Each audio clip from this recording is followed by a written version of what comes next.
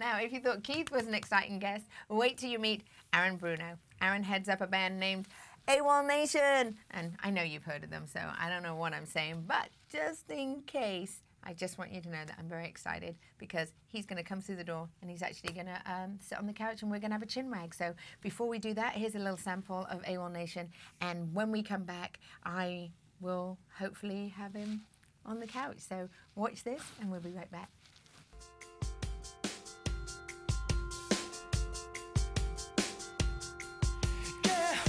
Was built with the brain and some swagger. A little scream, little cry, little laughter. She's a 10, I'm a joke in my own mind. But she still loves to dance with my punchline. Yeah.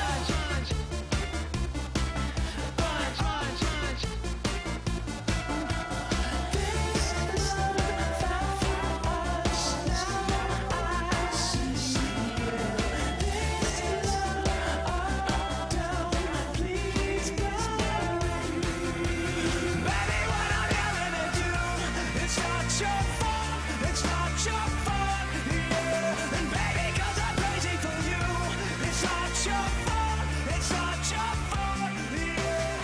Oh, there's a little taste of it right there. And on the couch, as promised, here he is. Here's Aaron Bruno. Thank you. Welcome once again. Well, welcome to TMI. I saw you over there, and now you're here. Thanks for having me. You move so well. I've got all the goodies on the table here. I've got your album.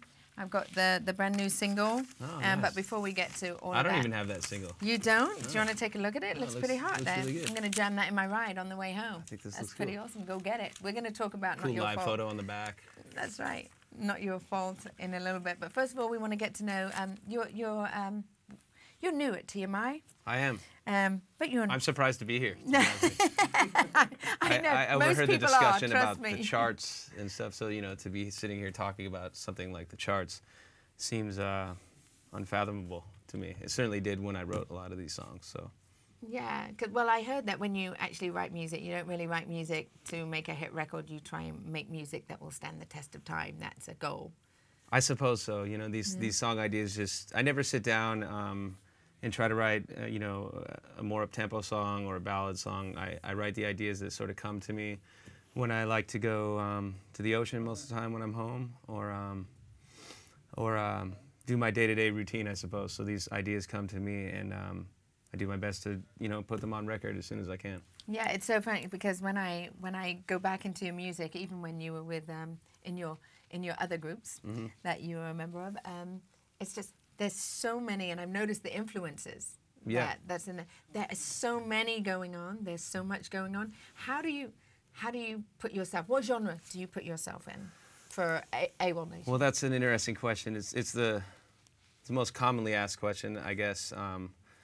And I suppose I'm proud to choose to not answer it, because I don't know. It's just left out there. It's what we see yourself to be. It's up to the listener, really, to decipher what they feel the lyrics mean and what the music sounds like to them. To me, it's just music, and I've always been a fan of all different genres of music. I've been through different phases in my life where I was obsessed with certain records, from punk records to hip-hop records to, the classics. And I think I saw some with like the Bee Gees or I love Led the Bee Zeppelin. Gees. Yeah, Zeppelin's great. More importantly, though, a band called Refused was a huge influence on me. They were a hardcore band that made a record called The Shape of Punk to Come. And I just found out that they're playing Coachella, which we are too. That's right. So I don't have to worry about finding a way to get tickets to go see my favorite band on their reunion. So I'm really, and we're sharing the stage with Radiohead, which is another one of my favorite bands. So to be playing Coachella is a huge honor, certainly this year. Is it a surprise for you that you are here now at this position with the charts, with Coachella, with the fans actually making this happen for you? Yeah, absolutely. When I wrote these songs, I had no expectations of any charts or doing interviews with people like yourself, or people I grew up seeing on TV all the time, and or playing with certain bands I grew up loving, and I just wanted to make a record that I could release at the very least for free, just to see if people were interested at all. And I had no expectations, and I'd sort of been through a lot of ups and downs in previous bands, and not necessarily hit the sort of stride or success that I had dreamed of.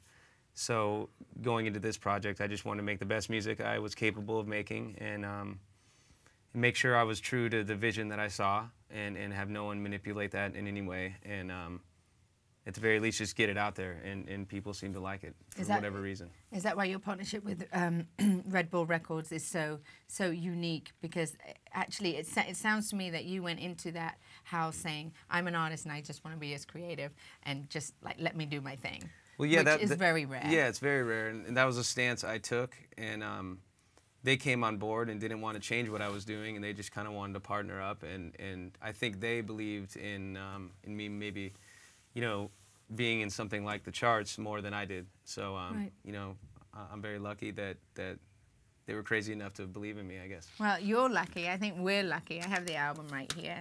And how many tracks on the album? It's like 15. Something 15 like tracks and that, a bonus yeah. track, right? So we've got Megalithic Symphony. Yeah. And if you rub the top of it, you know, kind of sticks out a little bit. Yeah, for you it kids does. It's that like, care about that kind of thing. it is. So. You're kind of like a 3D guy, though, aren't you? I suppose, yeah. Everything is sort of like, you like things to come to life. I do. Who doesn't? I know, and I'm just going by what I hear Right, and what right. I see, what I've seen about you. I just met you, so. And but- it glows in the dark. Oh, at times, I no think, way! Yeah. Dim the lights. Gets psychedelic down. even with it probably won't work if you try it now, you know. Of This course, is so now that I awesome. said it. Do you want to run down like the feeling of this album, or do you think you've said it enough in moving up there? You know, it's really hard to describe your own work, I think, you know. But Okay. All right. it's a little bit of everything for you to enjoy at home, I think. Well, everybody out there, it's really hot in here. Oh, is it you? You're making me hot, I think. I don't know. I don't know. I'm sorry about that, but you just are. Hose you down, But Julie. I know. I was really excited to get to interview you for sure because the song "Sail," I mean, it's killing it out there. Yeah, and you know that song I wrote in the studio with no expectations, much like the other songs, and that was before I'd heard of any label being interested. Excuse me. And my keyboard player Kenny happened to be at the studio, and he did a great job engineering it, and we kind of came up with the thing in a couple hours.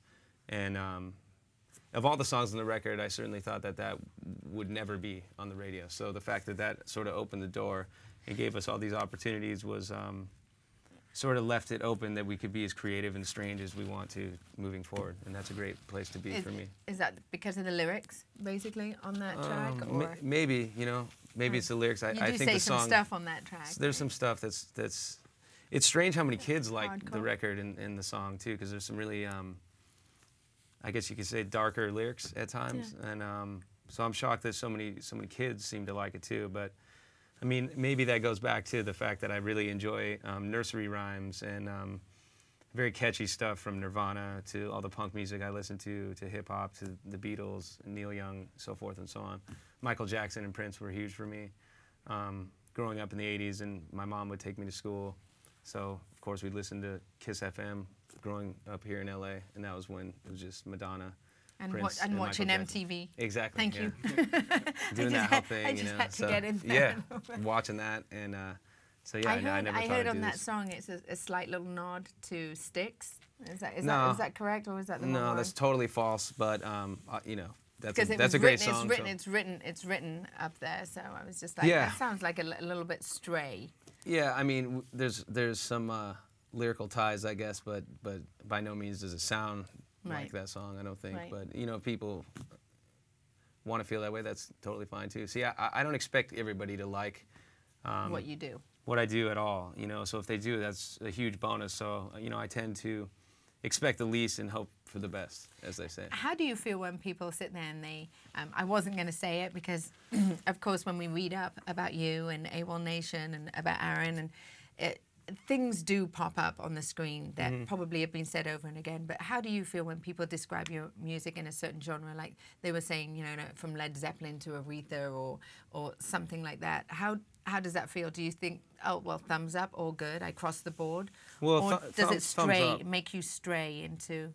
Well, I would say double thumbs up because you know the fact that people care enough to even listen to it and try to think of what it sounds like and how to describe it is very flattering. So to be in that discussion and that debate is a success to me. And if anyone wants to compare it to classic albums, that's very flattering. Right. Well, I got another present, which was the the single, which is Not Your Fault. Yes. Do you want to take us through that? Because before you came in, I actually showed them a little snippet of it, and we will be playing the full video. Oh, great. But do you think you could sort of like open our minds and share a little bit of insight into the song, into the video, and into where you were at, especially seeing that this is the new single? And Well, you know, that song was written in my mom's. She has an office room. She's a teacher, and so is my sister, so she helps my sister out with a lot of that stuff. So I wrote that song at a time where I didn't really have my own studio area or really my own home at the time. So I was in a weird, sort of low place, and so I came up with most of the song in her workspace, and there was a lot of cute imagery all around me. So I suppose that maybe had an influence as to the more poppy nature of the song. And I guess it's sort of, you know, I don't like to reveal exactly what lyrics mean to me, because again, it's up to the listener, but it's sort of from a guy's perspective, admitting that that we can be crazy, you know, at times, and that sort of taking the blame for a lot of issues that may happen in relationships or not. oh, that's so cute.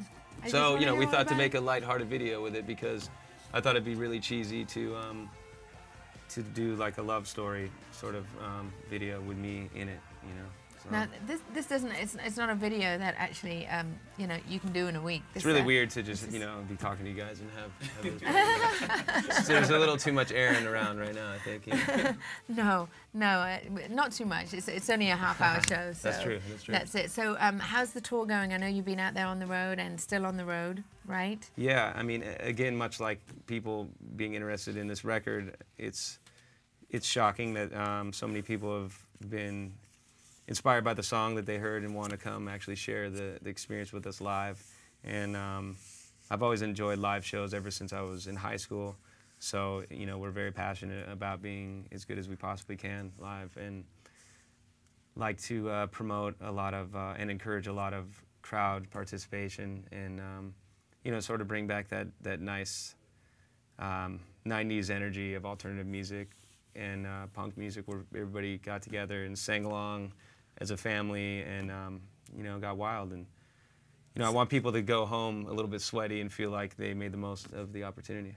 All right. So, who's rolling with you in the band on the road? Well, our drummer's name is the White Shark. Our keyboard player is the Yellow Assassin. Our bass player is he goes as Rhino, and